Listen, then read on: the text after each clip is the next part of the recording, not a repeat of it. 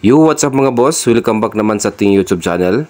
Ang video nito mga boss ay isi-share ko lang po sa inyo kung ano ba ang main function o paano ba ito i-testing para malaman ito ba ay nagagana itong tinatawag na temperature control switch mga boss.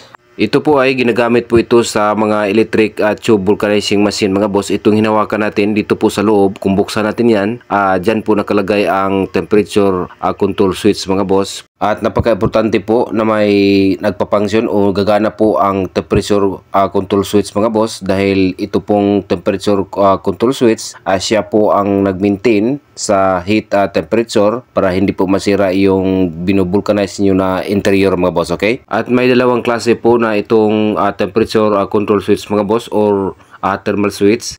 May normally closed at may normally open mga boss. Itong ginagamit sa mga electric tube vulcanizing machine mga boss, ito po ay ang klase po nito sa thermal switch o temperature control switch. Ito po ay normally closed mga boss. Kung ikaw ay mahilig mag-DIY, kung gumawa kayo ng improvised electric vulcanizing machine, katulad na ginagamit sa iba yung plansa at iba pang heater, pwede ito gamitin nyo. At napaka-safety po ang inyong interior o inner tube na yung binulcanize kapag yung improvise na pang-vulcanize nyo at nilagyan nyo itong temperature control switch mga boss. Dahil hindi po ito mag-overheat, kung umabot na po sa kanyang rating na ang init po ng ating heater, automatic po ito mag-off mga boss, okay? So, ganun po ka-importante itong temperature control switch mga boss, okay? At nakita nyo mga boss, ito po ang nakasulat mga boss, itong temperature control switch. May number po mga boss, may KSD 301, 250 volt, 10 amperes at 145 degrees Celsius mga boss, okay? Siguro itong 145 degrees Celsius mga boss, kapag umabot na ang init na umabot na sa 145 degrees Celsius, mag-switch off po itong control switch mga boss.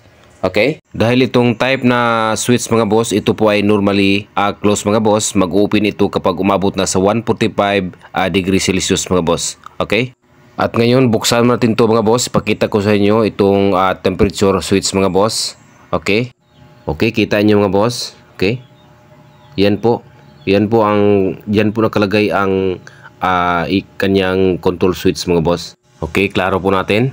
Okay? So, napaka-importante po mga boss itong control switch mga boss na gagana para hindi ma-maintain po niya ang init ng machine ito mga boss, okay? At ngayon subukan natin to mga boss kung paano to gagana mga boss, at siyempre gumamit lang po tayo ng multitester. For continuity lang po ang ating gamitin mga boss, okay? Para malaman nyo o ma-identify nyo kung ito ba ay normally closed o normally open, itong dalawang test probe mga boss, idikit lang nyo ito sa dalawang terminal ng ating temperature control switch. Kapag pumalo itong multitester natin, meaning ito po ay normally closed mga boss. At ngayon subukan natin kung pumalo ba ito mga boss, okay? Idikit lang natin itong dalawang terminal. Okay, pumalo po mga boss. So, confirm itong temperature control switch, ito po ay normally closed mga boss, okay? Mag-open lang po ito mga boss kapag umabot na po yung temperature niya sa 145 degrees Celsius mga boss, okay? Ngayon, subukan po natin mga boss kung paano ito nagpapangsyon. At siyempre, gumamit lang po tayo ng soldering iron mga boss. Ito, painitin po natin ito mga boss. Tapos itong temperature control switch, idikit natin sa